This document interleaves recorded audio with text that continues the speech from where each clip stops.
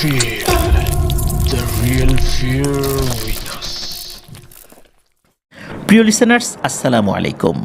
Feel the real fear with us. সত্যিকারের ভয়ের ঘটনার অনুভূতি পেতে আফনান দ্য হরর ওয়ার্ল্ডের সাথেই থাকুন। দেশ ও দেশের বাইরে যে যেখান থেকে আফনান দ্য হরর ওয়ার্ল্ডের আজকের হরর নাইট এপিসোডের 56তম আয়োজনের সাথে যুক্ত হচ্ছেন বা পরবর্তীতে হবেন, সকলকে জানাচ্ছি শুভেচ্ছা ও ভালোবাসা। আশা করি সবাই ভালো আছেন, সুস্থ আছেন।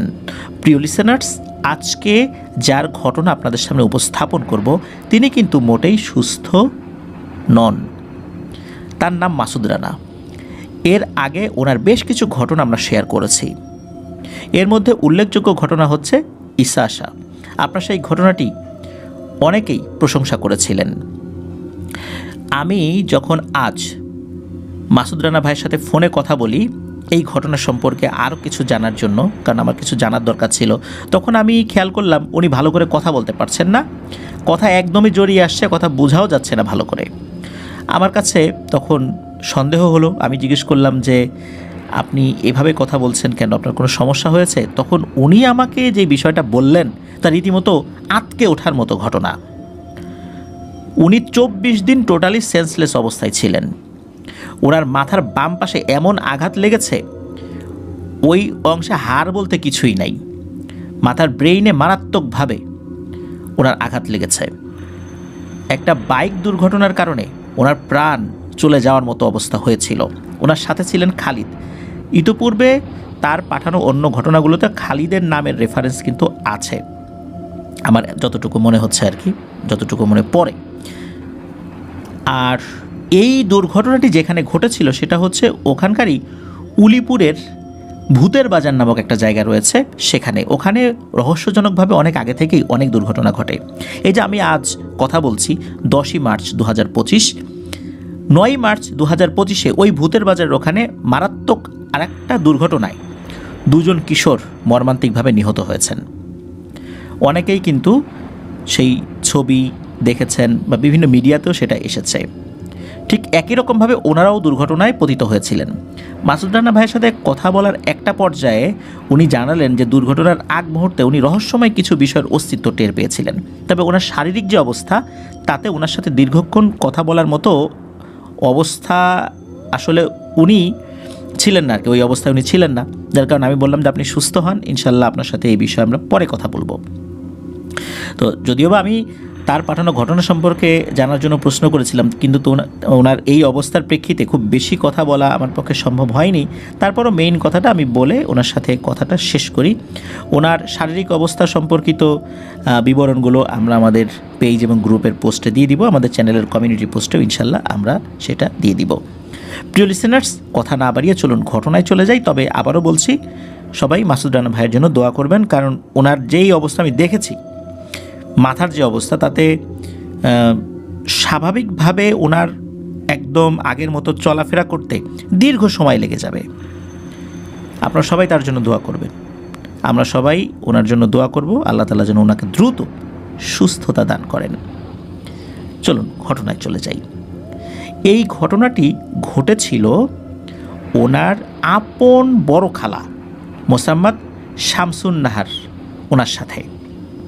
এই ঘটনার সাথে জড়িত এই শামসুন নাহার আন্টিরই আর এক মেয়ে, যার নাম হচ্ছে কেয়া।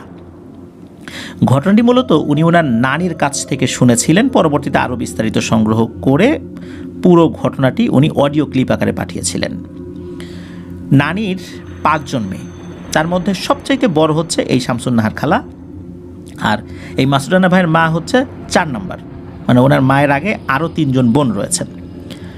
ওনার নানির নাম হচ্ছে সায়রা বানু। এই ঘটনাটা প্রথম ওনার নানির কণ্ঠে রেকর্ড করে পাঠানোর পর আমরা অনেক কথাই বুঝতে পারিনি, তারপরে উনি নিজে রেকর্ড করে পাঠিয়েছিলেন। তো যাই হোক, চলুন ঘটনায় চলে যাই। ঘটনাটির সময়কাল 1985 থেকে 90-এর মধ্যবর্তী একটি সময়, মানে একদম যখন শুরুটা হয়। এই শামসুন নাহার আন্টি, ওনার বিয়েটা হয়েছিল একদম হঠাৎ করে, পারিবারিকভাবে ওরকম প্রস্তুতি ছিল না, হঠাৎ করেই হয়ে যায়। মানে হঠাৎ করে কথাবার্তা হচ্ছে, ইনস্ট্যান্ট বিয়ের সিদ্ধান্ত হয়ে যায়। উনিও অ্যাস্ট্রনিস্ট হয়েছিলেন, এত তাড়াতাড়ি বিয়ে কীভাবে হয়। আবার ওনার পরিবারের সদস্যরা যে এটা রাজি ছিল বিষয়টা এরকম না, কিন্তু ভাগ্যে যদি থাকে এভাবে অনেক সময় কাকতালীয়ভাবে হয়েও যায়। মূলত এই শামসুন নাহার খালার যিনি বাবা, মানে মাসুদ রানা ভাইয়ের নানা, তো নানার পরিচিত একজন ব্যক্তি হঠাৎ করেই নানার কাছে আসেন, বলেন যে তোমার মেয়েকে বিয়ে দিবা, আমার সন্ধানে একটা ভালো ছেলে আছে। আর ওই ছেলের সম্পর্কে যখন বিস্তারিত কিছু বলা হয় তখন নানা বলেন যে আসলে তোমার মুখে তো শুনলাম, ওই ছেলের পরিবার সম্পর্কে তো আরেকটু ভালো করে খোঁজখবর নিতে হবে, আমি তো আসলে ওকে চিনি না, ওর পরিবারকেও ওইভাবে চিনতে পারছি না, তোমার মুখ থেকে যতটুকু শুনতে পাচ্ছি। তখন ওই লোকটি বলে, আরে এত কিছু খোঁজখবর নিতে হবে না, আমার পরিচিত ছেলে খুবই ভালো, বিয়ে দিয়ে দাও, রাজি হয়ে যাও, আজকে বিয়ে দিয়ে দিই। শামসুন নাহার খালার বয়স কিন্তু তখন বেশি ছিল না, সর্বোচ্চ 15-16 এরকম হবে আর কি। গ্রামে তো দেখা যাচ্ছে অল্প বয়সে অনেকের বিয়ে হয়ে যায়, সেই 85 থেকে 90 সালের মধ্যবর্তী এরকম একটা সময়, তো তখন এরকম অল্প বয়সে বিয়ে হওয়াটা অনেক স্বাভাবিকই ছিল বলতে হবে। আর ওই সময় কিন্তু গ্রাম এলাকায় যৌতুক প্রথার বেশ প্রচলন ছিল। তো যিনি বিয়ের প্রস্তাবনাটা নিয়ে এসেছিলেন উনি জানান যে ওই ছেলে পক্ষের কোনো ডিমান্ড নাই, মানে যৌতুকের কোনো ডিমান্ড নাই। তখন গ্রামে এই নো ডিমান্ড এই ধরনের বিয়ে চিন্তা করাটা একটু কঠিন ছিল। এখনও যে যৌতুক নেওয়া হয় না তা কিন্তু না, ইনিয়ে বিনিয়ে ঘুরিয়ে পেঁচিয়ে বিভিন্নভাবে খুশি করে দেওয়ার কথা, খুশি হয়ে দেওয়ার কথা, যে খুশি হয়ে যা দিবেন সেটাই নিব, জোর জবরদস্তি নাই, এরকম ইনিয়ে বিনিয়ে ঘুরিয়ে পেঁচিয়ে কিন্তু যৌতুক এখনও নেওয়া হয়। কিন্তু ওই জায়গাতে কোনো যৌতুকের প্রসঙ্গ ছিল বলে কিচ্ছু দিতে হবে না। এতে করে পরিবারের সদস্যরা অবাকই হন। আর যেহেতু নো ডিমান্ডের একটা ব্যাপার ছিল, মানে কোনো কিছু তারা নেবেন না, তাই ওনারাও ওই বিষয়টাতে খুব একটা আপত্তি করেন নাই। আর গ্রামের বাড়ি খুব বেশি দূরে ছিল না, একদম কাছাকাছি ছিল। তো বাড়িটা ছিল হলো চর ঠুটা পাইকর নামক স্থান, যারা ওই এলাকায় আছেন তারা চিনতে পারবেন আর কি। তো বিয়ে হয়ে যায়। আর বিয়ের সময় বলা হয় যে ছেলে আপাতত এখন বউকে তুলে নিয়ে যেতে পারবে না, মাসখানেক এই বাড়িতেই থাক, পরে আলাদাভাবে ঘরটর তুলে তারপর নিয়ে যাবে। তো এই বিষয়ে তারা সম্মতি দেন, যেহেতু হঠাৎ করে বিয়ে হয়ে গেছে, অতটা আয়োজন করা হয়নি। বিয়ের রাত্রে খালু তার শ্বশুর বাড়িতে, মানে এই খালার বাড়িতেই রয়ে যান। এরপর প্রায় 2 মাস হয়ে যায়, খালাকে কিন্তু উঠিয়ে নিয়ে যাওয়ার কোনো নাম নিশানাই পাওয়া যাচ্ছে না। 2 মাস স্বাভাবিকই ছিল, খালু কোনো সমস্যা ছিল না। তো খালুর নাম ছিল হচ্ছে কেরামত খালু। 2 মাস পর খালুর আচার আচরণে অদ্ভুত রকমের পরিবর্তন আসতে থাকে। এমনিতে যে খালু কোনো নেশা জাতীয় দ্রব্য উনি গ্রহণ করতেন বিষয়টা এরকম না, উনি বিড়ি সিগারেট পান এগুলো কিছুই খেতেন না, কিন্তু ওনার আচার আচরণ হঠাৎ করে এগ্রেসিভ, মানে খুব আক্রমণাত্মক হতে থাকে। মেজাজ খুব তিরিক্ষি হয়ে থাকে, অল্প কথায় তার মেজাজ বিগড়ে যায়, এমন একটা অবস্থা, ওনার সাথে কথাই বলা যায় না। 2 মাস পর এরকম অবস্থা হতে হতে এমন একটা পর্যায়ে যায় যে কথায় কথায় খালার গায়ে হাত তুলতেও খালু দ্বিধাবোধ করেন না। এখন খালু আছেন তার শ্বশুর বাড়িতে, সেখানেই তার স্ত্রীকে উনি নির্যাতন করছেন, বিষয়টা কিন্তু খুব মারাত্মক। আর খালাকে বিভিন্নভাবে বুঝিয়ে শুনিয়ে তার কাছ থেকে গহনা নিয়ে চলে যেতেন, বিক্রি করতেন। তারপর উনি ঘরের বিভিন্ন জিনিসপত্র নিয়ে চুরি করে নিয়ে চলে যেতেন, বিক্রি করতেন। অথচ তার কিন্তু কোনো নেশা ছিল না, মানে নেশা জাতীয় দ্রব্য যে উনি গ্রহণ করবেন এটা না। তবে ওনার একটি নেশার কথা পরিবারের সদস্যরা জানতে পারেন, সেটা হচ্ছে উনি জুয়ায় আসক্ত, মারাত্মকভাবে জুয়ায় আসক্ত, খুব বড় মাপের একজন জুয়ারি বলতে হবে। কিন্তু বড় মাপের জুয়ারি বলতে বোঝাচ্ছি যে নেশার দিক দিয়ে, মানে জুয়ার প্রতি তার আকর্ষণের দিক দিয়ে। আর জুয়া খেলে ওনার হেরে যাওয়াটাই সবচাইতে বেশি একটা ব্যাপার ছিল আর কি, উনি খুব একটা জিততে পারতেন না। আর জুয়ার নেশা যার একবার লেগে যায়, এই নেশা থেকে সে সহজে বের হতে পারে না। আমরা কিন্তু এর একটা উদাহরণ দিতে পারি, ওই যে অনেক সময় দেখা যাচ্ছে যে আমরাও কিন্তু গেমিং জুয়া, বর্তমানে কিন্তু অনলাইনে অনেক ধরনের জুয়া আছে, আমরা আসক্ত হয়ে পড়েছি, এর থেকে বের হতেই পারি না, খাওয়া দাওয়া সব ভুলে গিয়ে ওইটার পিছনে লেগে থাকি। সুতরাং এটাও কিন্তু জুয়ার একটা নতুন ভার্সন। সুতরাং এই জুয়া কিন্তু একটা নেশা, এই নেশায় পড়ে গেলে মানুষের সংসার কিন্তু টিকিয়ে রাখা খুবই মুশকিল হয়ে যায়, যেটা খালুর ক্ষেত্রেও হচ্ছিল। উনি এই জুয়ার টাকার জন্য এমন অবস্থা হয়েছিল যে ওনার শ্বশুরবাড়ির ঘরের চাল পর্যন্ত চুরি করে নিয়ে বিক্রি করেন। চাল বলতে এই যে খাবার চাল, টিনের চাল না, খাবার চাল, এটা পর্যন্ত চুরি করে নিয়ে বিক্রি করছিলেন, এমন একটা অবস্থা। এখন না কি করবেন বুঝতে পারছিলেন না, যে এই ছেলেটাকে ভালো মনে করে বিয়ে দিলাম, হঠাৎ করে 2-3 মাস পর থেকে তার আচার আচরণ এরকম হয়ে গেল, মেয়েটার গায়ে হাত তোলে, তারপর এরকম জুয়ার নেশা। তখন নানা এই খালুর পরিবারের সাথে যোগাযোগ করলেন যে কি ব্যাপার, তোমার ছেলের এই অবস্থা কেন? যখন পরিবারের সাথে যোগাযোগ করলেন তখন নানা একটা বিষয় খেয়াল করেন, পরিবারের সদস্যরাও এই খালুর আচার আচরণ বা ওনার যেই অন্যান্য অ্যাক্টিভিটিসগুলো রয়েছে, উনি কোথায় যান, কি করেন, এগুলো সম্পর্কে অতটা অবগত নন। তবে উনি জুয়ায় যে আসক্ত হয়েছেন এটা মোটামুটি তারা জানেন। আর তারা যে এই বিষয়টাতে খুশি, বিষয়টা এরকমও না। আর নানার কাছে মনে হয় যে ওনারা কিছু বিষয় এড়িয়ে যাচ্ছেন, তবে কি এড়িয়ে যাচ্ছেন এই বিষয়টা উনি তখন বুঝতে পারেন নাই। তো এভাবেই চলছিল দিন। এরই মধ্যে বছর ঘুরতে না ঘুরতেই খালার একটি ফুটফুটে কন্যা সন্তান হয়। এই সন্তানটি খুবই ফুটফুটে এবং সুন্দরী ছিল। এত অল্প বয়সেই সকলের দিকে অপলক দৃষ্টিতে তাকিয়ে থাকতো, মিটিমিটি করে হাসতো, সকলের হৃদয় জুড়িয়ে দিত। এই খালার এই মেয়ের জন্মের কয়েকদিন পর থেকে খালা রাতের বেলা অদ্ভুত টাইপের একটা স্বপ্ন দেখতে শুরু করেন। খালা দেখেন যে ওনার বাড়ির খুব কাছাকাছি একটা পুকুর রয়েছে।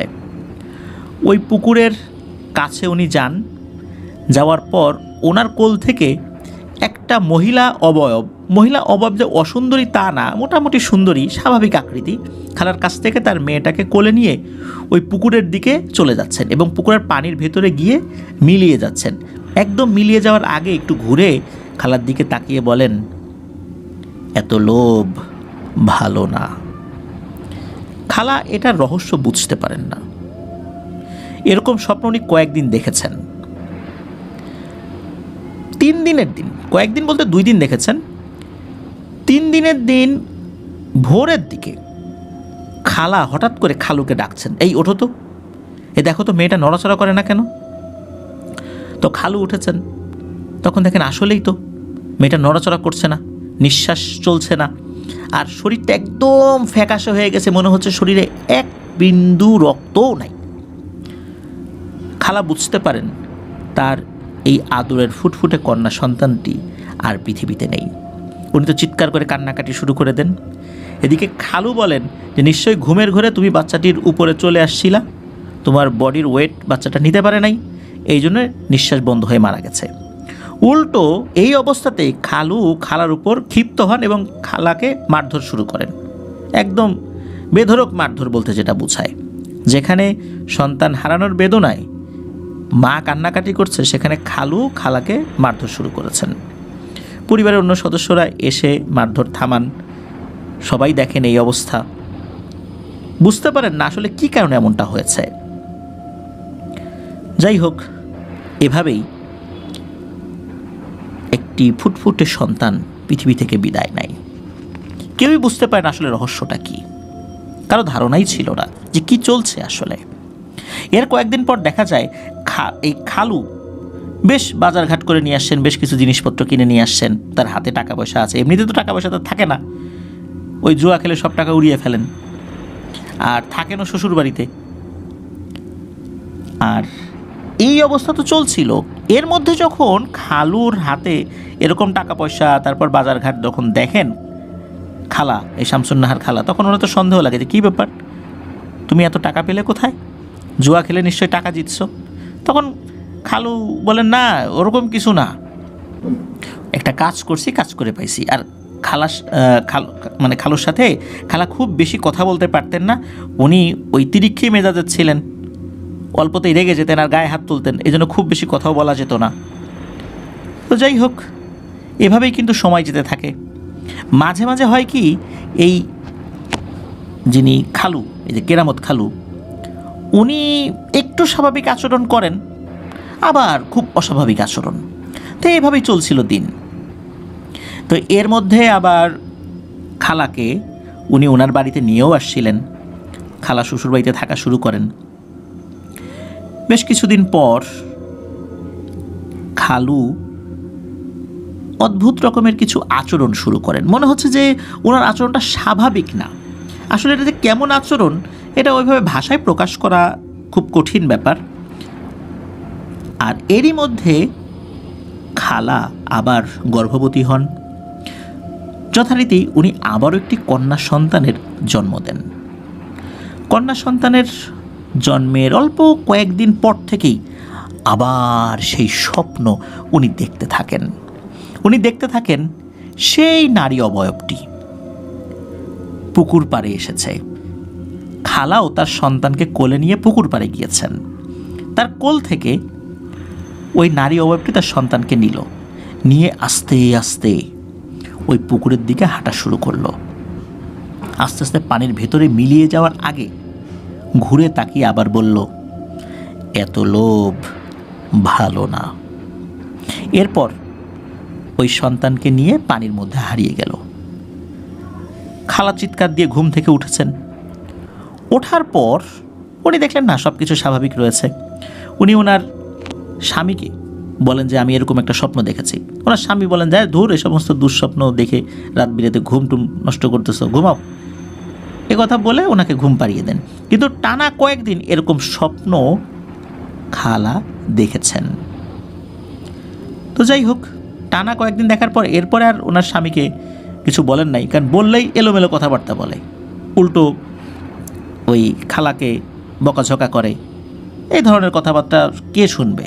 এই জন্য আসলে উনি খুব একটা বিষয় বলতেন না, এই বিষয়ে কী স্বপ্ন দেখেছেন না দেখেছেন।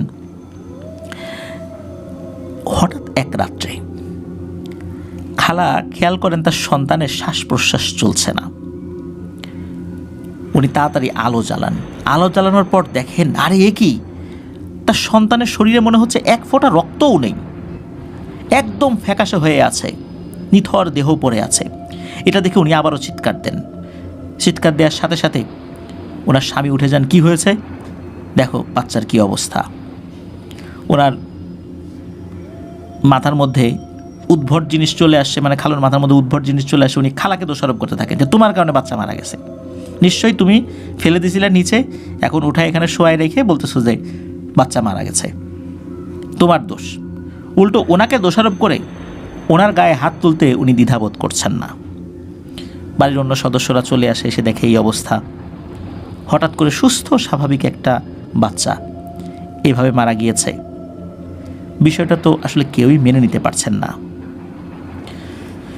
যাই হোক, এভাবেই দ্বিতীয় সন্তানটিও পৃথিবী থেকে বিদায় নেয়। কেন বিদায় নিচ্ছে, কি হচ্ছে, এই বিষয়টা আসলে বোঝা যাচ্ছে না। এইভাবে দুটা সন্তান পৃথিবী থেকে বিদায় নিল। তখনও কিন্তু খালা এই বিষয়ে যে অস্বাভাবিক কিছু হতে পারে এটা উনি ওভাবে ভাবেন নাই। এদিকে দ্বিতীয় বাচ্চা মারা যাওয়ার পর খালুর আচার আচরণ অনেক কঠিন হয়ে যায়। কঠিন বলতে সে আরও বেশি বদমেজাজি, মানে কথায় কথায় কোনো কথা ছাড়াই খালার শরীরে আঘাত করেন। এভাবে কাটতে থাকে দিন। বেশ কিছুদিন পর, প্রায় বছর খানেকের কাছাকাছি সময়, খালা আবারও একটি কন্যা সন্তানের জন্ম দেন। এই কন্যা সন্তান হচ্ছে এই কেয়া আপু। তো কেয়া আপু জন্ম নেওয়ার পর থেকে বেশ কিছু বিষয় আবার শুরু হয়ে যায়। আবার উনি স্বপ্ন দেখতে থাকেন, কেউ একজন ওই বাচ্চাকে চাইছে, একই রকমভাবে নিয়ে যাবে। ঠিক ওই যে স্বপ্নটা অন্য দুইবার যেটা হয়েছিল, ঠিক ওরকমটাই দেখছেন। এবার কিন্তু খালা খুব অ্যালার্ট। প্রথম বাচ্চা হারিয়ে যাওয়ার পর দ্বিতীয় বাচ্চার বিষয়ে উনি সতর্ক ছিলেন, কোনোভাবে যেন উনি বাচ্চার গায়ের উপরে উঠে না যান ঘুমের ঘোরে। তারপরেও কিন্তু বাচ্চাটি মারা গিয়েছে। তৃতীয় বাচ্চার বেলায় উনি খুবই সতর্ক, রাত্রে খুবই কম ঘুমান উনি। ওনার ঘুম খুব হালকা হয়ে যায়, মানে কোনো একটা পাতা পড়ার শব্দেও ওনার ঘুম ভেঙে যাবে, এমন ঘুমের অবস্থা উনি করে ফেলেন, যাতে কোনো বাচ্চার কোনো ক্ষয়ক্ষতি না হয়।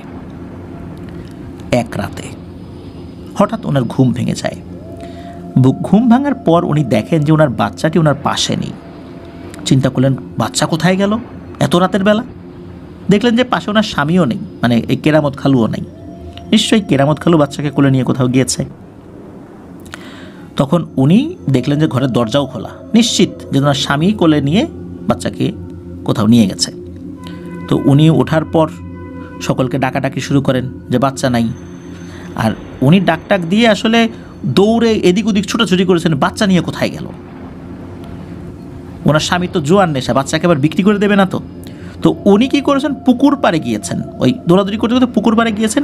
উনি গিয়ে দেখেন এক ভয়ঙ্কর দৃশ্য দেখতে পান যে খালু এক হাতে বাচ্চাকে ধরে রেখেছে, আর এক হাত দিয়ে কোনো কিছু পকেটে ভরার চেষ্টা করছে, মানে কোনো একটা কিছু গুছিয়ে পকেটে ভরার চেষ্টা করছে। যেই না খালা ওখানে গিয়েছেন, মনে হলো ধপাস করে পানিতে কোনো কিছু পড়ার শব্দ হলো, কোনো কিছু পানিতে ঝাঁপ দিল, এরকম একটা শব্দ হলো।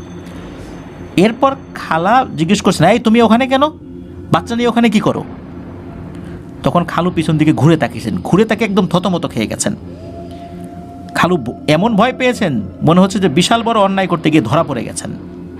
তখন খালু নিজেকে সামলে নিয়ে বলছেন যে এই তেমন কিছু না, আসলে ঘরের মধ্যে গরম লাগছিল তো, বাচ্চাটা গরমে ঘেমে যাচ্ছিল, তাই মনে করলাম কোলে নিয়ে একটু পুকুর পাড়ে আসি।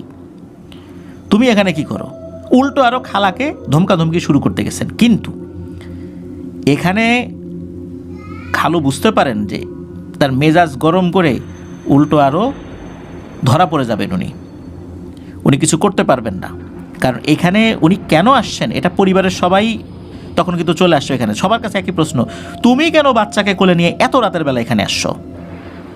এটা তো তোমার কাজ না, তুমি তোমার বউকে ডাকতে পারতা, তোমার বউকে সাথে নিয়ে আসতা, তুমি কেন কোলে নিয়ে আসলা? বাচ্চার প্রতি তোমার এত দরদ আগে তো কখনো দেখি নেই। এত রাতের বেলা তোমার দরদ উঠলো, বউকে না ডেকে তুমি বাচ্চাকে কোলে নিয়ে পুকুর পাড়ে আসছো, বিষয়টা তো স্বাভাবিক না। খালু ওই সময় তেমন কথা আসলে বলেন নাই, তবে এরপর থেকে খালার সাথে তার আচার আচরণ আর অনেক একদম রাফ অ্যান্ড টাফ হয়ে যায়, খুব কর্কশ ব্যবহার করে থাকেন। এমনিতেও তো তার ব্যবহার খুবই খারাপ ছিল, কিন্তু আরও বেশি খারাপ হয়ে যায়। মানে কোনোভাবেই উনি খালাকে আর এই বাচ্চা মেয়ে এ কে আপু তাকে সহ্য করতে পারছেন না। এভাবেই কিন্তু দিন কাটতে থাকে।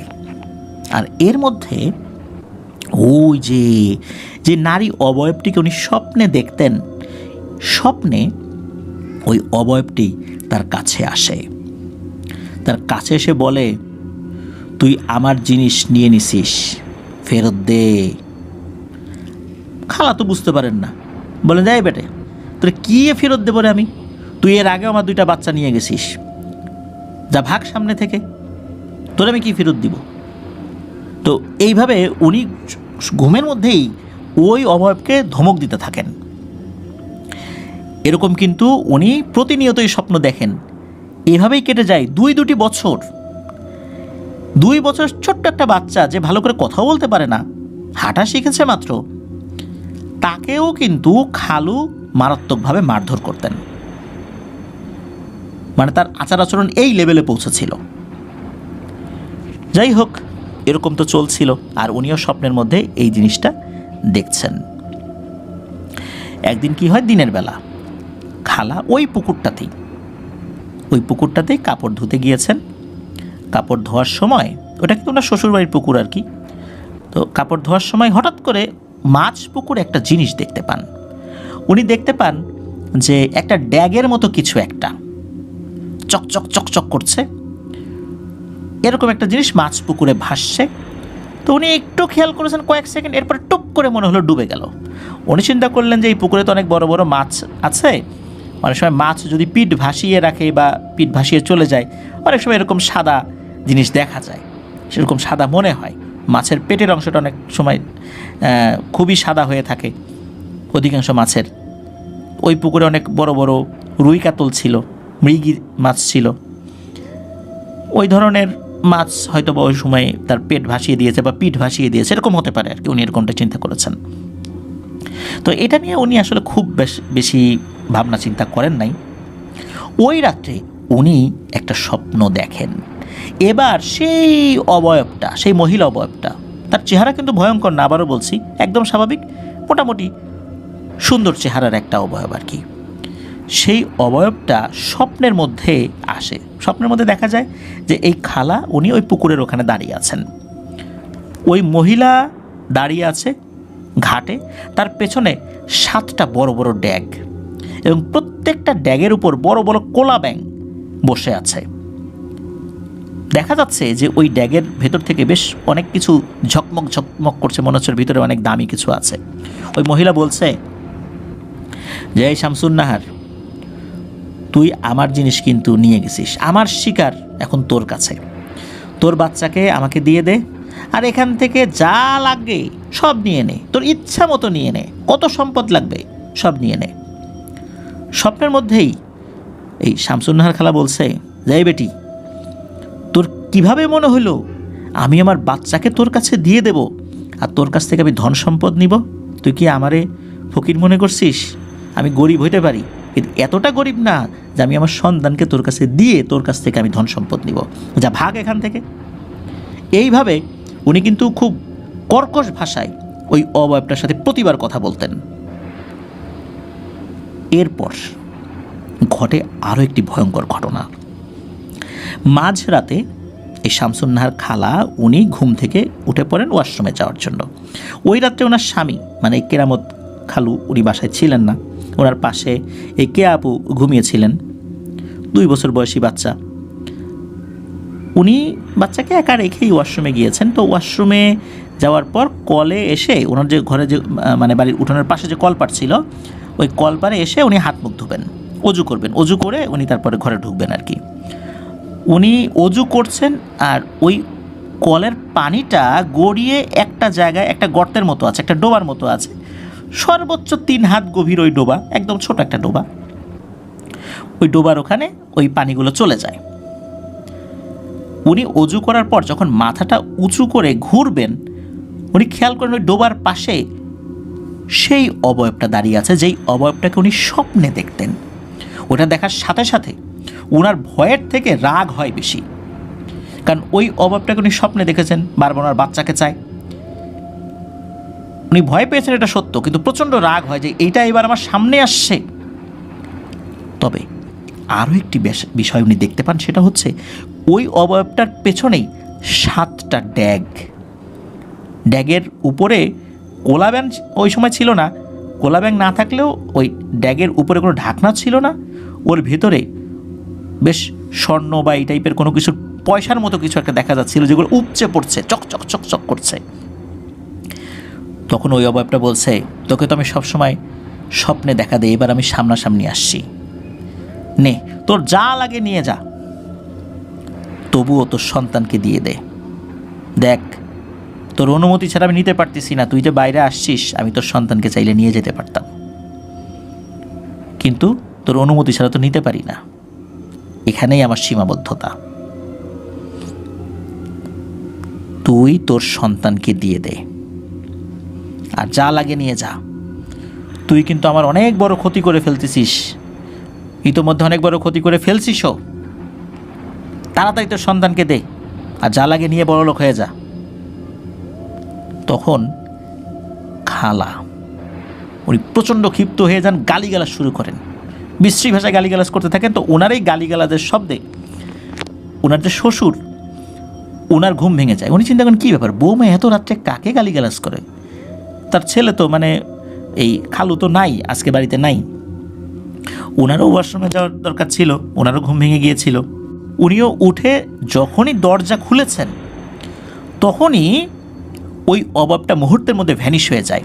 আর এই 7টা ড্যাগ, এগুলো এই যে কলের পানি পড়ার জন্য ছোট্ট যে ডোবাটা, ওই ডোবার মধ্যে এরকম পানিও ছিল না, এগুলো ঝাঁপিয়ে এইটার মধ্যে পড়ে ভ্যানিশ হয়ে যায়। ওই যে খালার যিনি শ্বশুর, উনিও বের হয়ে এসে কিন্তু ওইখানকার ভিতরে যতটুকু পানি ছিল সেই পানির নড়াচড়া দেখেছিলেন, মানে মাত্র এর মধ্যে কিছু একটা পড়েছে, ভারী কিছু। কিন্তু এর মধ্যে কিন্তু কোনো ড্যাগ বা কোনো কিছুর অস্তিত্ব আর পাওয়া যাবে না, এটাই স্বাভাবিক। খালা শ্বশুর এসে জিজ্ঞেস করেন, কিরে মা, কী হয়েছে, তুই রাতের বেলা এইভাবে চিল্লাচিল্লি করতেছিস? তখন উনি বলেন যে আমি ভয়ঙ্কর কিছু দেখছি, যাই হোক রাত্রেবেলা এই বিষয়ে আপনাকে কিছু বলবো না, পরে ইনশাল্লাহ এই বিষয়ে আপনার সাথে কথা বলবো। তো এটা কিন্তু ওনার শ্বশুরের সাথে এতটুকু কথা উনি বলেছেন। সকালবেলা উনি এই বিষয়টা পরিবারের সাথে বলেন যে এই ঘটনা আপনার নাতনিকে তো চায়, স্বপ্নের মধ্যে আসে, আপনার ছেলেকে আমি বললে সে গালিগালাজ করে, সেটার পাত্তাই দেয় না। আমি যে রাত্রেবেলা বের হয়েছিলাম, এই যে এরকম জিনিস দেখছি, আপনি আসছেন তখন এই ঘটনা ঘটছে। তখন পরিবারের সদস্যরা চিন্তিত হয়ে পড়ে যে আসলে ব্যাপারটা কি হচ্ছে। তাহলে কি আগের 2 বাচ্চার মৃত্যুটা অস্বাভাবিক ছিল? তারা তো চিন্তা করছে হয়তো অন্য কোনো কারণে মারা গেছে, কিন্তু এখানে নিশ্চয়ই অন্য কোনো ব্যাপার রয়েছে। ওই রাত্রে ঘটে আরও একটা ঘটনা। ওই রাত্রেও কিন্তু এই কেরামত খালু বাসায় ছিলেন না। গভীর রাত্রেবেলা ওনাদের তো টিনের বেড়া ছিল, ঘরের টিনের বেড়ার জানালার যেই পাশটা, ওখানে টক টক করে শব্দ করেছে। তখন খালা চিন্তা করেছেন যে হয়তোবা তার স্বামী রাত্রেবেলা এসেছে, কারণ উনি যে থাকতেন না 3-4 দিন মাঝে মাঝে থাকতেন না, ওই জুয়ার আসরে পড়ে থাকতেন, আসতেনই না, এমন একটা অবস্থা হতো মাঝে মাঝে। ওই 3-4 দিন আসলে উনি জুয়ার আসরেই ছিলেন, আবার আসলে অনেক রাত্রে আসতেন। তো খালা চিন্তা করেছেন যে রাত্রেবেলা হয়তো বা দরজা ঠকঠক করে পায় না, এই জন্য একদম যেখানে বিছানা উত্তর দক্ষিণ বরাবর একটা বিছানা ছিল, ওই বরাবর এসে টিনের ওখানে টকটক শব্দ করেছেন যাতে করে ঘুম ভেঙে যায়। তো উনি আবার জিজ্ঞেস করেছেন এই কে? তখন ওই পাশ থেকে বলে, এই আসিস, আস্তে চিল্লাস না, আমি হচ্ছি সেই মহিলা, তোর স্বপ্নে আমি আসি। গত রাত্রেও তোর সাথে আমি দেখা করছিলাম ড্যাগ নিয়ে, ভুলে গেছিস? আয় আয়, বাইরে আয়, তোর সাথে আমার কথা আছে, ভয় পাস না, আয় না, বাইরে আয়। তখন খালা বলেন, তুই দাঁড়া, আমি আসতেছি। এই বলে খালা ঘরে থাকা বড় একটা রামদা নিছেন, রামদা নিয়ে বের হয়েছেন। বের হয়ে দেখেন ওই অভাবটা দাঁড়ায় আছে। উনি রামদা নিয়ে ওটা তাড়া করছেন যে বেটি, তোর এত বড় সাহস, তুই আমার 2 বাচ্চাকে খাইছিস, আবার আসছিস আমার এই বাচ্চা নেওয়ার জন্য, দাঁড়া, আজকে তোকে আমি কেটে টুকরো টুকরো করব। এই বলেই উনি ওইটারে করছেন ধাওয়া, আর ওই অভাবটা পুকুরের দিকে দৌড়াচ্ছে। ওনার এই চিৎকারে ওনার শ্বশুর শাশুড়িরও ঘুম ভেঙে যায়, তারা উঠে পড়ে। তারা দরজা খুলে দেখে বেটার বউ পুকুরের দিকে দৌড়াচ্ছে একটা রামদা নিয়ে। অন্ধকারে যতটুকু বোঝা যাচ্ছিল আর কি, তারাও পিছনে ধাওয়া করেন। আর ওই অভাবটা কি করে, ওই পুকুরে ঝাঁপিয়ে পড়ে অদৃশ্য হয়ে যায়। উনি তো গালি দিচ্ছেনই ওনার মতো করে যে এইবার আসছে আমার বাচ্চাকে নিতে, আয়, আবার আয়, এই রামদা দিয়ে তোর কয় টুকরা করি দেখ, তুই এত সাহস, পালালি কেন, আয়, থাকতি আমার সামনে। এইভাবে উনি ওনার মতো করে বলে যাচ্ছেন। তো যাই হোক, এই পর্যন্ত কিন্তু মোটামুটি একটা লেভেলে ছিল। এরপরে যেই ব্যাপারটা ঘটে সেটা আরও মারাত্মক। এর 2-3 মাস মোটামুটি স্বাভাবিক ছিল আর কি, ওই রকম কোনো সমস্যা হয়নি। এরপর হয় আর একটা ঘটনা, সেটা হলো এই খালা কেয়া আপুকে নিয়ে পুকুর ঘাটে গিয়েছেন। কেয়া আপুর বয়স তখন 2 বছর 3-4 মাস হয়ে গেছে আর কি, এরকম কাছাকাছি বয়স। তো এই বয়সী বাচ্চারা তো গ্রামে দেখা যাচ্ছে খুব চটপটে স্বভাবের হয়, খুব চঞ্চল স্বভাবের হয়।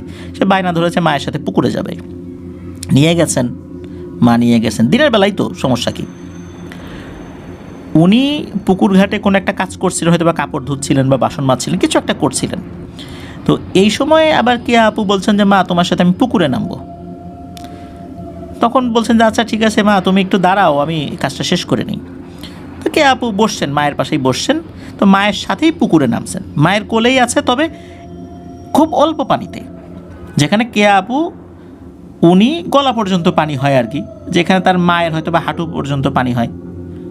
এরই মধ্যে যে ভয়ঙ্কর ঘটনাটা ঘটে সেটা হলো, মনে হলো কেউ একটা হ্যাচকা টানে কে আপুকে তলিয়ে নিল। আল্লাহর কি অশেষ রহমত, ওই সময় তার মা খপ করে কে আপুকে যখন ধরতে গিয়েছে, কে আপুর হাতটা ধরে ফেলে। এদিকে কে আপু কিন্তু পানির নিচে, আর কে আপুর মা শামসুন্নাহার খালা, উনি কে আপুর হাত ধরে টানছেন, মনে হচ্ছে প্রচণ্ড শক্তি দিয়ে কে আপুকে টেনে নিয়ে যাচ্ছে। এদিকে কে আপু পানির নিচে, আর শামসুন্নাহার খালা উনি তো চিৎকার করছেন, এই কে কোথায় আসো, আমার মেয়েকে নিয়ে গেল, আমার মেয়েকে নিয়ে গেল। যেহেতু বাসা একদম কাছাকাছি, এই অল্প সময়ের মধ্যেই লোকজন চলে আসেন। লোকজন আসার সাথে সাথে পুকুরে ঝাঁপিয়ে পড়ে কে আপুকে ধরতে পারেন। আর তখনই মনে হলো কোনো জিনিস ছেড়ে দিল। এই কয়েক মিনিটেই কিন্তু তার জীবন চলে যাওয়ার মতো অবস্থা হয়ে গেছে। তবে আল্লাহর অশেষ রহমতে উনি মনে হয় একদম শেষ সময়ে এসে পানি থেকে উঠতে পেরেছিলেন, যার কারণে আল্লাহ ওই যাত্রায় ওনাকে বাঁচিয়ে দিয়েছিলেন। এই ঘটনা যখন ঘটে তখন উপস্থিত সবাই মারাত্মক ভয় পেয়ে যান। সবাই বলেন যে না, এরকম আর চলতে পারে না, আর ওই সময়ে এই শামসুন্নাহার খালা উনি যে ভেজা শরীরে ছিলেন, ওনার মেয়েকে নিয়ে ওই ভেজা অবস্থাতেই উনি হাঁটতে হাঁটতে ওনার বাবার বাড়িতে চলে গেছেন, কাছাকাছি ছিল। যাওয়ার পর ওনার মাকে বলছেন যে মা, তুমি এক্ষুনি ভালো কোনো কবিরাজ বা হুজুর ডাকো, আর চলতে দেয়া যায় না, তোমার নাতনিকে তো এখনই নিয়ে যেত, আল্লাহর অশেষ রহমতে বাঁচাতে পারছি, কিন্তু এখন এরকম আর চলতে দেওয়া যায় না। আসলে ঘটনাটা কী ঘটছে আমরা তো কেউই জানি না, কেন এরকমটা হচ্ছে, সুতরাং এটার একটা হেস্তন্যস্ত করতেই হবে। তখন উপস্থিতভাবেই একজন হুজুরকে ডেকে নিয়ে আসা, উনিও বেশ ভালো মানের একজন হুজুর ছিলেন আর কি। তো হুজুর আসেন, হুজুর আসার পর এই বিষয়ে সব কিছু শোনেন, শোনার পর উনি কয়েকদিন সময় নেন যে ঠিক আছে, আমি এই বিষয়টা নিয়ে একটু জানার চেষ্টা করি, আমার জিনদের কাছ থেকে আমি একটু দেখি যে ব্যাপারটা কি হয়েছে। তো হুজুর চলে গেছেন, ওই 2-3 দিনে কোনো সমস্যা নাই, কোনো স্বপ্ন উনি দেখছেন না বা অন্য কোনো কিছু হচ্ছে না। এদিকে পরের দিনই হুজুরের আসার কথা ছিল, হুজুর আর আসে না। আর ওই 90 সাল বা 88, 89, 90 সাল বা আশেপাশের এই সময়গুলোতে তো এরকম ফোন, সেলুলার ফোন বা মোবাইল ফোন সবার হাতে ছিল না। সবার হাতে ছিল না বলতে ওই সময় বাংলাদেশে আসেই নেই এই মোবাইল ফোনগুলো। এই কারণে হুজুরের সাথে ওইভাবে যোগাযোগ করার কোনো উপায় ছিল না। লোক মারফত খবর দিলে হুজুর বলতে যে আসবো এরকম, মানে একটু খোঁজ খবর নেই, আসবো। 3-4 দিন পর হুজুর আসে। এর মধ্যে এই মা মেয়েকে নেয়ার জন্য খালু আসছেন, ওই দিন আবার হুজুর আসছেন। তখন হুজুর এসে বলতেছে, এটা কে? এই কেরামত না, তোমার স্বামী না? তখন খালা বলছেন, হ্যাঁ উনি আমার স্বামী। হুজুর এমন রেগে কেরামত খালুর দিকে তাকিয়ে আছেন, মনে হচ্ছে ওনার চোখ দিয়ে রক্ত ঝরবে, মানে এত রাগ কেরামত খালুর উপরে। তখন অন্য লোকজন বলতেছেন যে হুজুর কি হয়েছে বলেন না। তখন হুজুর বেশ রেগে গিয়ে বলে ওঠেন, আরে আমি কি বলবো, কেরামতকে জিজ্ঞেস করো, সব কথা তো ও জানে, আমার বলার কি আছে? কে কেরামত জানো না তুমি তো সব জানো, না বোঝার ভান করো, চিৎকার চেঁচামেচি করো, রাগ করো, যাতে করে কেউ কিছু বুঝতে না পারে, তাই না? বলো, সব বলো। কেরামত খালু তো কিচ্ছু বলতেছে না, আমি কিছু জানি না। তখন উপস্থিত যারা ছিল কেরামত খালুর উপর চড়াও হয়, মারতে উদ্যত হয়। তখন কেরামত খালু বলেন যে আচ্ছা আমি বলছি সব কথা বলছি।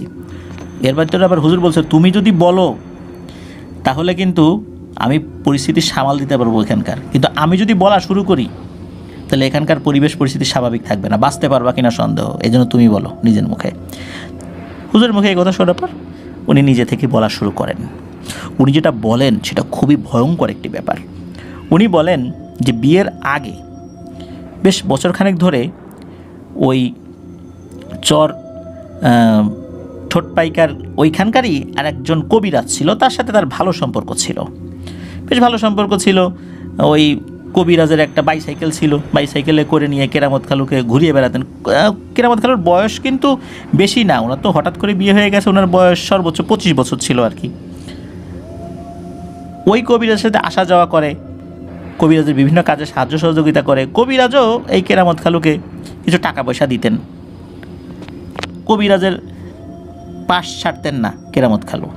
আর কেরামত খালু এমনিতে বেশ উড়নচণ্ডী হলেও উনি মানুষ হিসাবে ওই সময় খারাপ ছিলেন না, তার কোনো নেশাও ছিল না, পান বিড়ি সিগারেট কিচ্ছু না, ওই সময় তার জোয়ান নেশাও ছিল না, একদম স্বাভাবিক। কিন্তু উনি ঘরে ওনার মন বসতেন না আর কি, ঘুরে বেড়াতো এই আর কি। তো এই কারণে ওই কবিরাজের সাথে সম্পর্ক হয়। তো কবিরাজের সাথে তার এই সম্পর্কের প্রেক্ষাপটে কবিরাজের সাথে বিভিন্ন বিষয় নিয়ে আলাপ আলোচনা সবসময় চলতো। কবিরাজ তাকে টুকিটাকি বিভিন্ন বিষয় শিখিয়েছিলেন। এক পর্যায়ে এই কবিরাজ খালুকে একটা কাজের দায়িত্ব দেন, বলেন যে আসছে পূর্ণিমার রাত্রে তুমি এখানে একটা জায়গা আছে, এখানে যাবা, জায়গাটা বলে দেয় কোথায়। ওইখানে যাওয়ার পর গভীর রাত্রে তুমি 3-4টা নারী অবয়ব দেখতে পাবা। তুমি দেখতে পাবা যে তারা একদিকে ঘুরে আছে, তুমি পেছন থেকে যাবা, আস্তে আস্তে পা টিপে টিপে যাবা, এর মধ্যে থাকা যে কোনো একটা মহিলার মাথায় তুমি খপ করে ধরবা, চুল ধরবা, এরপর একটা হ্যাচকা টান দিবা, যে কোনো 1-2টা চুল যেন হাতে চলে আসে। ছিঁড়ে চলে আসে, তাতেই হবে, খুব বেশি আসতে হবে সেটা এরকম না। এরপর তুমি হেঁটে চলে আসবা। পেছন থেকে ওরা যতই কান্নাকাটি করুক, কিছু করুক, তোমার ওদিকে ভ্রুক্ষেপ করার দরকার নেই, সোজা চলে আসবা। কেরামত খালু বলেন, আচ্ছা ঠিক আছে যাব। এর মধ্যে তো আসলে কবিরাজের কাছে থেকে বিভিন্ন বিষয় সম্পর্কে উনি জেনেছেন, প্যারানরমাল বিষয় সম্পর্কে তার আগ্রহ সৃষ্টি হয়েছে, এটা উনি বেশ এক্সাইটেড ছিলেন, হাসি মুখেই রাজি হয়ে যান। তবে উনি কবিরাজের কাছ থেকে জেনে নিয়েছিলেন স্পেশালি কোন নারী অবয়বের চুলে উনি খপ করে ধরবেন। হলুদ ড্রেস পরা একটা নারী অবয়ব উনি বলে দেন, চাঁদের আলোতে হলুদ ড্রেসটা বোঝা যাবে। নর্মালি কিন্তু চাঁদের আলোতে লাল হলুদ এগুলো বোঝা বেশ কষ্ট হয়, কিন্তু তখন স্পষ্ট বোঝা যাবে, লালও বোঝা যাবে, হলুদও বোঝা যাবে। কেরামত খালু ওই রাত্রে ওই জায়গার কাছে একটা ঝোপ ছিল, ঝোপের মধ্যে আশ্রয় গ্রহণ করেন। আগে থেকে গিয়ে ওই ঝোপটা পরিষ্কার করে রাখছেন, যাতে করে বেশ ভালো মতো ওখানে বসে থাকা যায় দীর্ঘ সময়। তো রাতের বেলা চলে গেছেন, চাঁদনি রাত, অনেক দূর পর্যন্ত স্পষ্ট বোঝা যাচ্ছে। ওটা একটা বড় খাল বিলের মতো ছিল আর কি একটা জায়গা। ওখানে গিয়ে বসে আছেন অনেক রাত। হঠাৎ করে উনি মহিলাদের হাসাহাসির শব্দ শুনতে পান। উনি দেখতে পান 4-5টা নারী অবয়ব পেছন দিকে, মানে তিনি যেদিকে তাকিয়ে আছেন ওই দিকে পিঠ দিয়ে বসে আছে, গল্প করছে, হাসি ঠাট্টা করছে আর কি। কবিরাজের কথা মতো উনি আস্তে আস্তে পা টিপে টিপে ওই যে হলুদ ড্রেস পরা একটা নারী অবয়ব, ওইটার চুলে গিয়ে খপ করে ধরছেন এবং চুল হ্যাঁচকা টান দিয়েছেন। ওই হ্যাঁচকা টানে কয়েকটা চুল উঠেও আসে। এরপর উনি ঘুরে সোজা হাঁটা ধরছেন।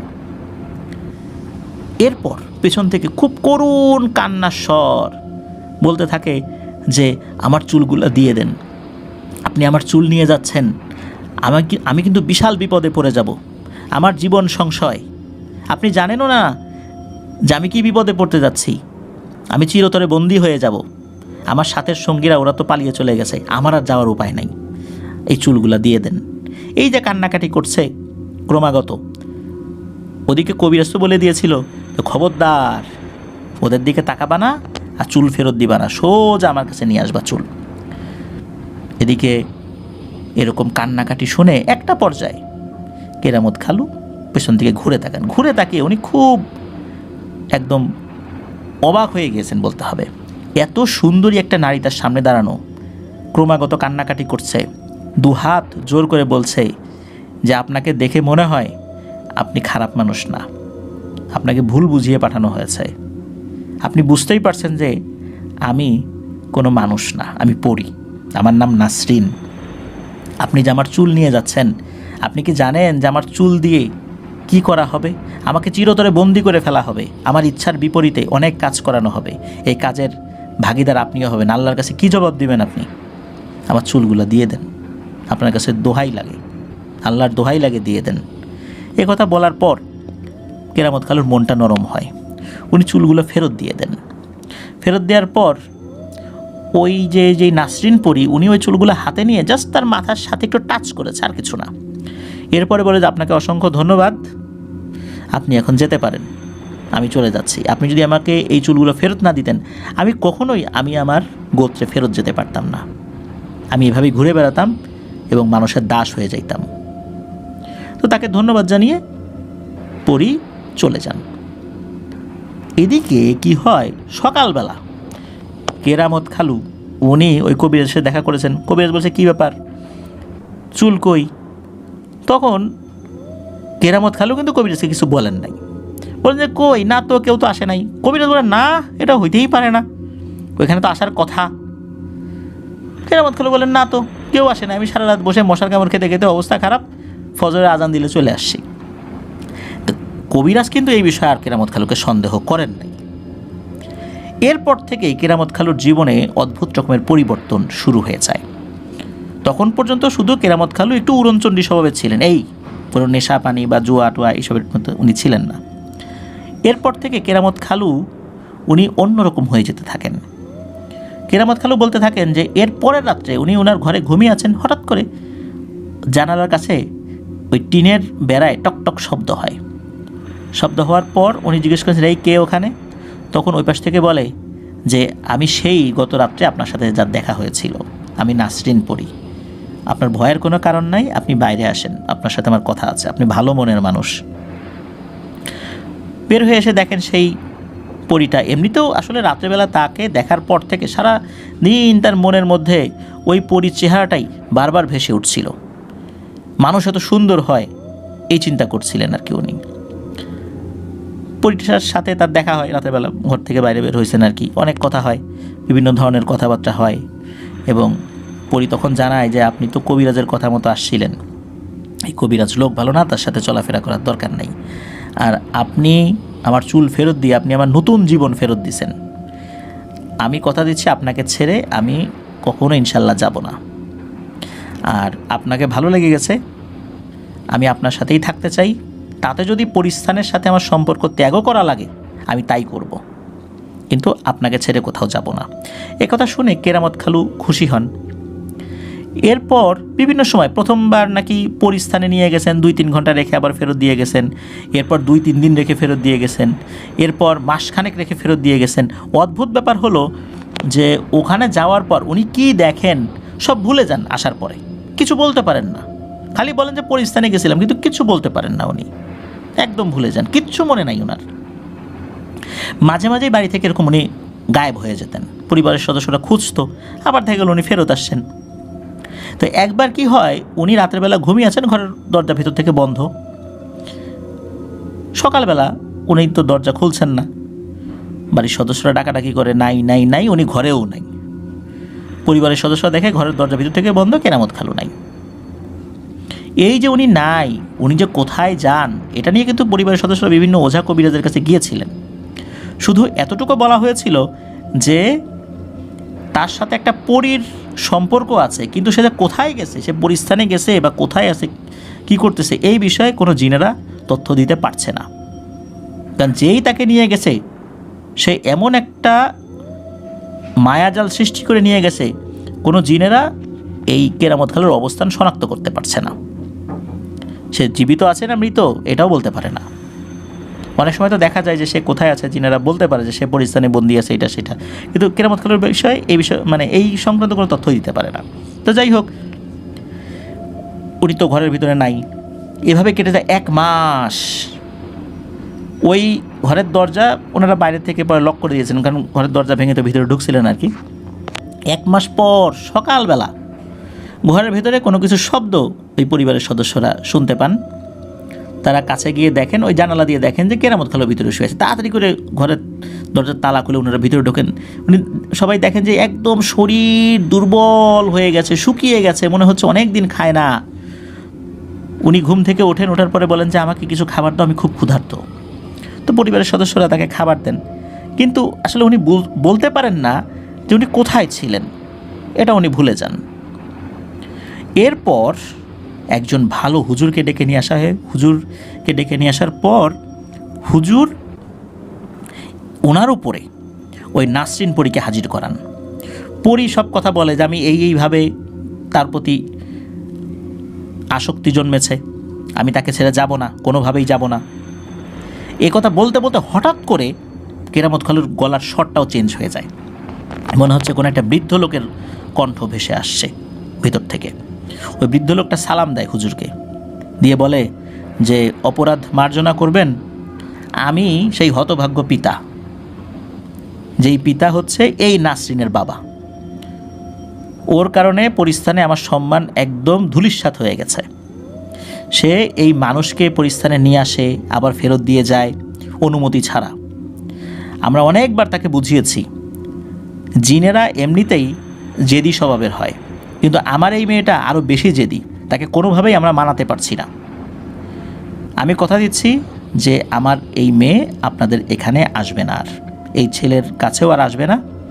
আমরা ওকে নিয়ে যাব, তবে অনুরোধ, পারলে আজকে রাতেই অথবা কয়েকদিনের মধ্যেই আপনার ছেলেকে বিয়ে দিয়ে দিবেন, তাহলে ও আপনার ছেলের কাছে আর আসতে পারবে না। তো এই অনুরোধটা করে যান এবং সকলের কাছ থেকে বিদায় নিন।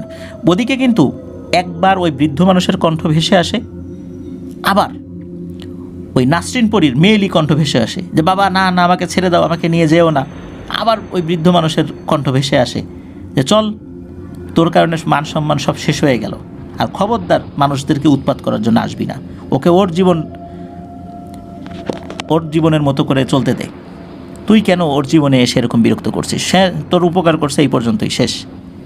তাই বলে উপকারের প্রতিদানের জন্য তুই ওর জীবন তো নষ্ট করে দিচ্ছিস, চল। তো এইভাবে কিন্তু ওই দ্বৈত কণ্ঠে একই শরীরের ভিতর থেকে কথা আসতে থাকে।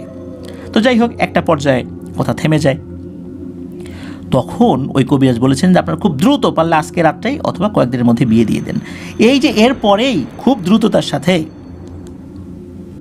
খালুকে এই শামসুন নাহার খালার সাথে বিয়ে দেওয়া হয়েছিল। তো বিয়ে দেওয়ার পরে কিন্তু মোটামুটি সব কিছু স্বাভাবিক ছিল।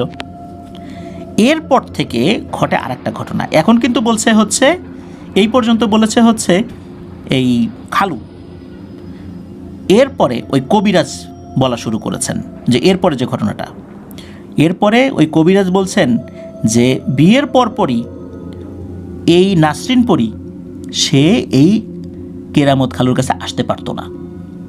এই কারণে সে একটা ছল চাতুরির আশ্রয় নেয়। সে তার মতো করে আসতে পারতো না। সে এমন একটা পদ্ধতি অবলম্বন করে যার কারণে কেরামত খালু একটা নেশা জাতীয় জিনিসের মধ্যে ঢুকে পড়ে। এক মায়াজাল সৃষ্টি করে কেরামত খালুকে সে জুয়ায় আসক্ত করে ফেলে এবং তার মায়াজালে আবদ্ধ করে বারবার কেরামত খালু এই জুয়ায় হারতে থাকে, যার ফলে সে ঋণগ্রস্ত হয়ে যায়। বিয়ের 2 মাস পর্যন্ত ঠিকঠাক ছিল। এরপরে সে এই মায়াজালের আশ্রয় নিয়েছে। কারণ হচ্ছে খুব বেশি দিন তো ওকে আসলে তার বাবা মা ওইভাবে আটকে রাখতে পারবে না, নিজের মেয়েকে আর কতই শাসন করবে। যখন দেখেছে বিয়ে হয়ে গেছে, সে তো আগের মতো করে আর আসতে পারে না, তখন সে এই বেশ ধারণ করেছে। সে কি করেছে, স্বপ্নের মধ্যে এই কেরামত খালুর কাছে আসতো, এসে বলতো যে তোর তো অনেক অভাব, জুয়া খেলিস, টাকা পয়সারও তো দরকার আছে, আমি তোকে টাকা দিব, কিন্তু শর্ত আছে। শর্ত হচ্ছে তোর বাচ্চাকে আমাকে দিয়ে দিবি। তখন নাকি কেরামত খালু রাজি হয়ে যায়। এরপর যখন ওনাদের ঘরে প্রথম সন্তান আসে, কন্যা সন্তান, এই কন্যা সন্তানকে রাতের বেলা উনি ওখানে নিয়ে যায় ওই পুকুর পাড়ে। নেয়ার পর তখন নাকি কেরামত খালু ওই অভাবের কোলে প্রথম দিকে দিতে চান নাই, যে না না না তোমার কাছে দেবো না, তুমি তো পড়ি আমার বাচ্চার যদি কোনো ক্ষতি টতি করো। ওই সময় কিন্তু তার মনের মধ্যে সন্তানের প্রতি ভালোবাসা আসলে ছিল। তখন ওই পইটা নাকি বলে যে আরে না, তোর সন্তানটা এত সুন্দর, আমি খালি একটু আদর করব, আদর করে আবার তোকে দিয়ে দিব।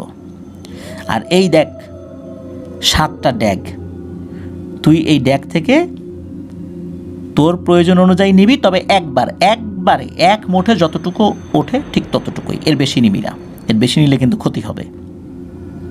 আসলে ওই নাসরিন পরী জানতো যে এই যারা জুয়ারি এরা কখনোই লোভ সংবরণ করতে পারে না। এই নাসরিন পরী নাকি ওই বাচ্চাটাকে কোলে নিয়ে একটু উল্টো দিকে ঘুরে তাকায়, আর ওই কেরামত খালু কি করছে, হাত ঢুকিয়ে পয়সা নিয়েছে। এই পয়সাটা কিন্তু স্বর্ণের পয়সা ছিল না। কেরামত খালু যেটা বলেছেন যে সেটা স্বর্ণের পয়সা ছিল না, সেটা স্বাভাবিক পয়সার মতোই ছিল।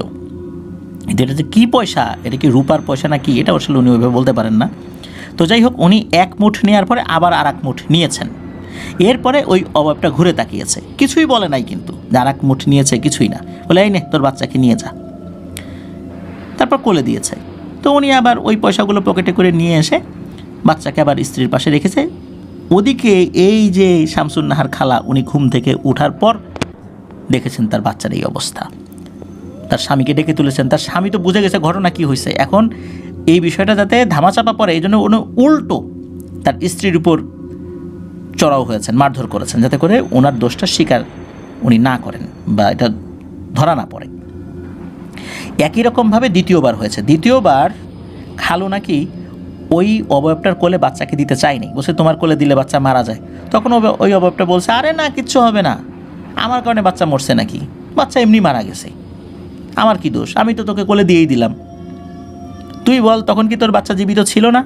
তখন খালুর আসলে মনে পড়ে না ছিল কি ছিল না, বাচ্চা তো ঘুমাচ্ছিল। তখন ওই অভাবটা বলে আরে দে না, আমি একটু আদর করবো, আদর করেই দিয়ে দিব, কত সুন্দর বাচ্চা। তখন খালুকে ওই টাকার লোভ দেখিয়ে ওই অভাবটা ওই বাচ্চাকে কোলে নিয়ে ঘুরে তাকায়। আর খালুর তো ওই যে অভ্যাস, জুয়ারি, তো জুয়ার নেশা ধরিয়ে দিয়েছে, সে একবারের বেশি আবার নিয়েছে।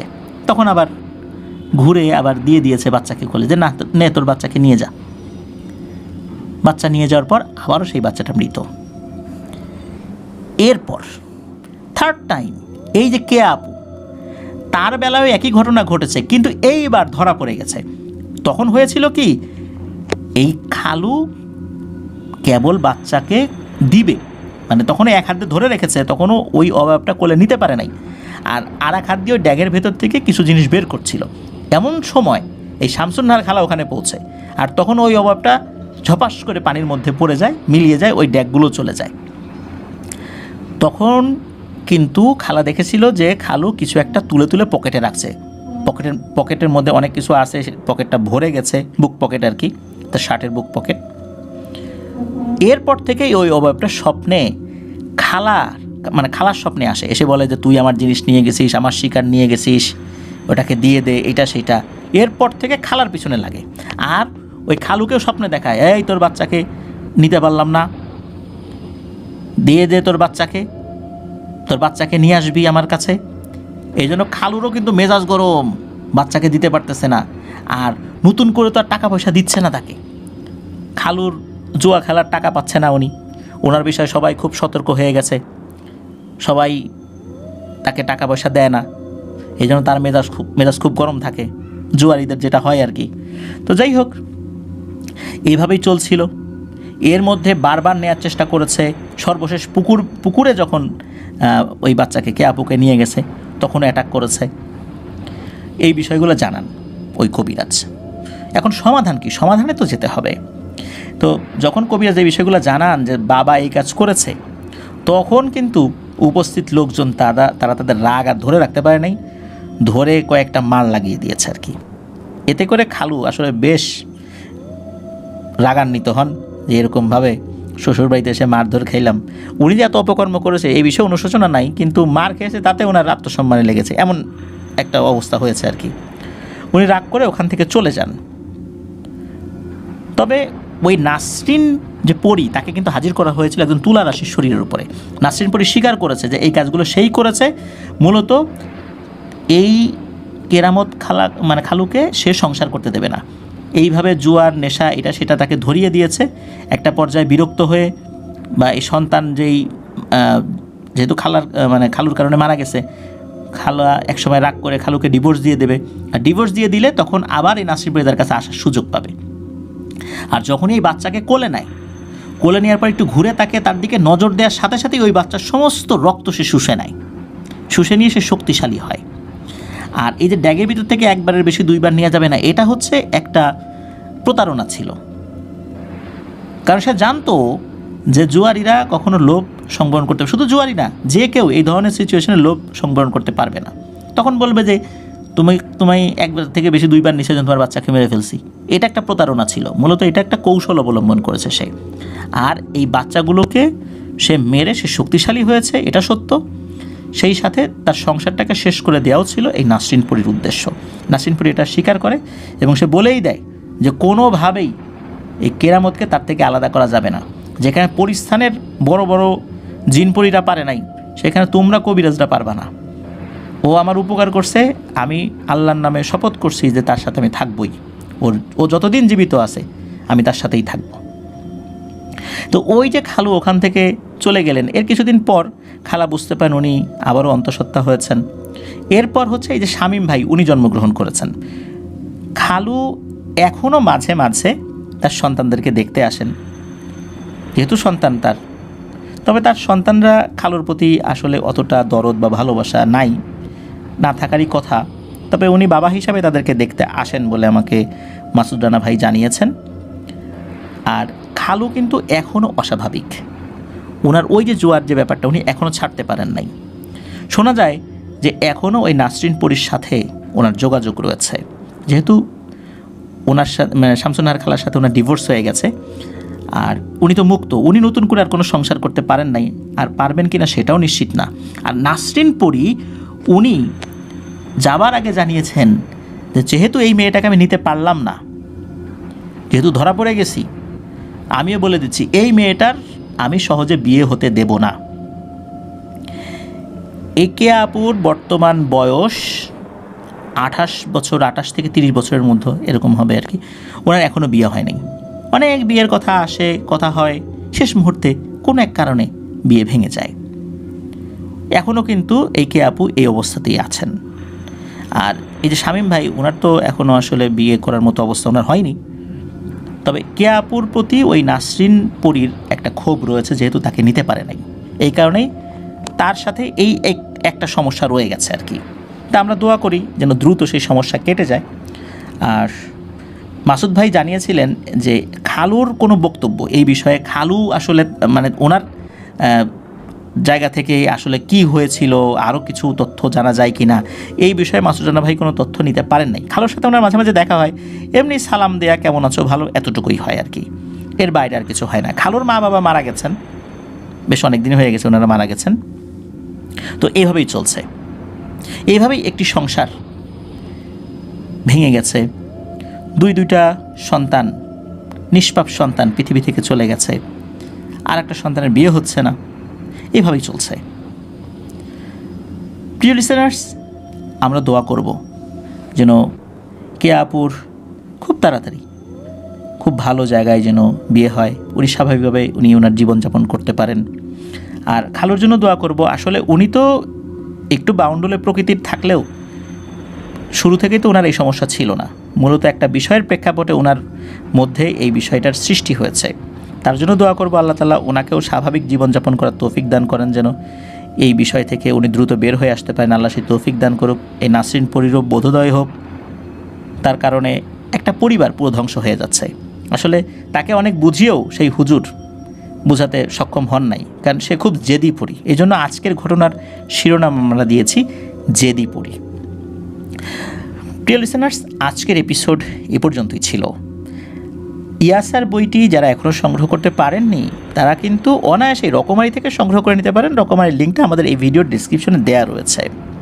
প্রিয় লিসেনার্স, আমাদের এই মাসুদ রানা ভাইয়ের বর্তমান অবস্থা, ওনার যে ছবিগুলো, এগুলো আমরা পোস্ট করে দিব, ইনশাল্লাহ আপনারা সেটা দেখতে পাবেন। আশা করব আমরা সবাই সতর্কতার সাথে ড্রাইভ করব, আর যেই জায়গাগুলোতে এই সমস্যা রয়েছে সেই জায়গা দিয়ে যাওয়ার সময় আয়াতুল কুরসি পাঠ করব, তাতে করে ইনশাল্লাহ এই ধরনের সমস্যা থেকে আমরা হেফাজতে থাকব।